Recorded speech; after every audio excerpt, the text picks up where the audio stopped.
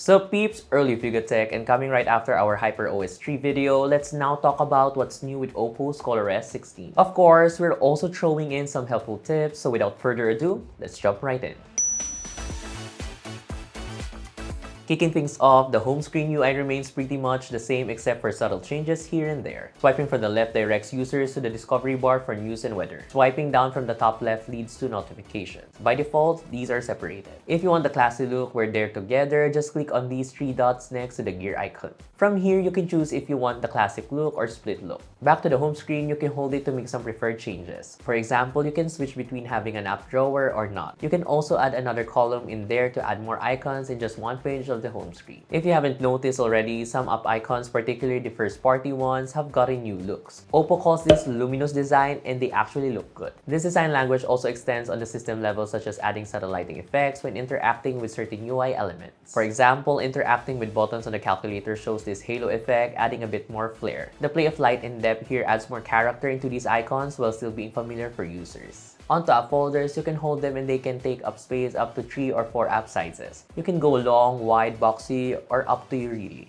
As you can see, the neighboring apps make space themselves, and the animation set for these are really smooth. Similarly, you can also hold an app and get the same small bracket on the bottom right. What's interesting about this is that you can make a folder with an app-specific functions or features. This works for things like Chrome or the camera.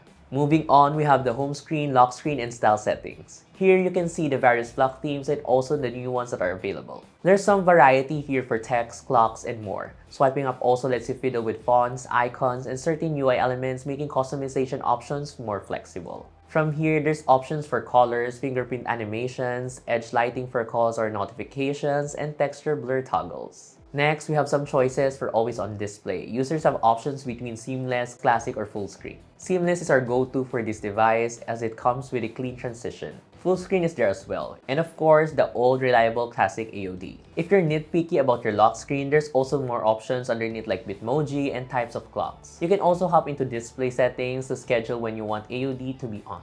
Certain apps support Oppo's Aqua Dynamics or simply their take on Apple's Dynamic Island. You can tell if more than one app is running based on if there are brackets on the side. We tried this feature with up to 4 apps running at the same time. It's really nifty for you when you just want to skip a song and well, the thing looks clean and smooth.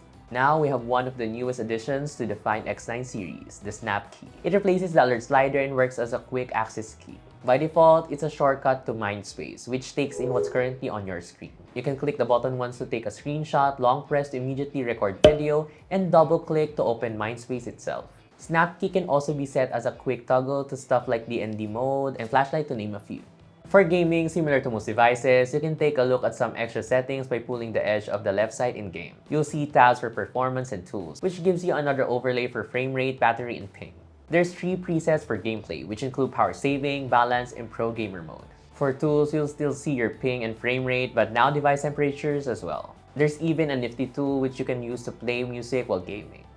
In terms of power saving and battery management, there's some similar ground to cover. For instance, users can choose between balance mode, power saving mode, or high performance. It gives you a look at some nice icons with their estimated uptime. There's also the option to use super power saving mode, which is fairly straightforward. It turns on dark mode, turns off all system animations, and will give users quick access to up to 6 apps only. That's about it for this video. If you have your own tips and tricks, don't forget to leave a comment below. If you find this video helpful or informative, give us a thumbs up, subscribe to our channel, and hit that bell icon so you won't miss any of our future uploads. Follow us on our socials, that's Facebook, Instagram, TikTok, or X, and visit yugatech.com for the latest tech news and reviews. Again, this has been Earl, and I'll see you guys in the next one. Bye!